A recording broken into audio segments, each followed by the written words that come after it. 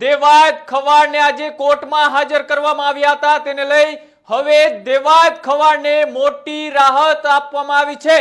દેવાયત ખવાડને મોટી રાહત મળી છે। વેરાવળ કોર્ટમાં દેવાયત ખવાડના એ જામીન મંજૂર થઈ ચૂક્યા છે। વેરાવળ કોર્ટમાં દેવાયત ખવાડ સહિત અન્ય 6 લોકોની જામીન થયા છે। અત્યારે મોડી રાત્રે કોર્ટે 15,000 રૂપિયાના બોન્ડ પર એ જામીન આપ્યા છે। અને સાથે જ વાત કરવામાં આવે તો દેવાયત ખવાડ પર સનાથલના ધ્રુવરાજસિંહને મારવાના આરોપની અંદર જે ફરિયાદ નોંધાઈ હતી તેને લઈ તાલાળા પોલીસ સ્ટેશનની અંદર એફઆઈઆર દાખલ કરવામાં આવી હતી। તેની અંદર અનેક કલમો ઉમેરવામાં આવી હતી। તાલાળા પોલીસે લૂંટ સહિતની કલમોનો આ ગુનો જ્યારે નોંધવામાં આવ્યો હતો, કોર્ટે દેવાયત ખવાડના પોલીસે રિમાન્ડ નામંજૂર કર્યા છે।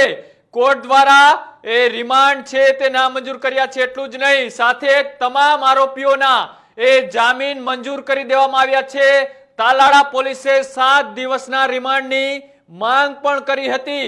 તાલાળા પોલીસે આરોપી સહિત જે પણ દેવાયત ખવાડ સહિતના જે લોકો હતા તેમની સામે એ રિમાન્ડની માંગ કરવામાં આવી હતી। આર્ટિકલ 22B ના ઉલ્લંઘન છે તેવું આરોપીના વકીલની દલીલ કરવામાં આવી હતી।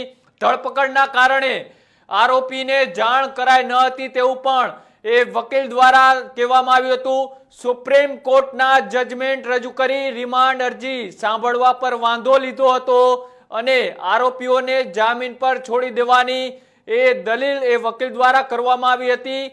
સાથે જ બંને પક્ષે દલીલના અંતે દેવાયત ખવાડની પોલીસે રિમાન્ડ અરજી છે તે નામંજૂર કરી હતી અને બંને પક્ષે સતત 2 કલાક સુધી એ દલીલો કોર્ટની અંદર ચાલી હતી અને કોર્ટે મોડી રાત્રે આ મોટો અને મહત્વપૂર્ણ ચુકાદો એ સંભળાવ્યો છે અને કોર્ટ દ્વારા તમામ આરોપીઓને 15,000ના એ બોન્ડ પર જામીન મંજૂર કરી દીધા છે।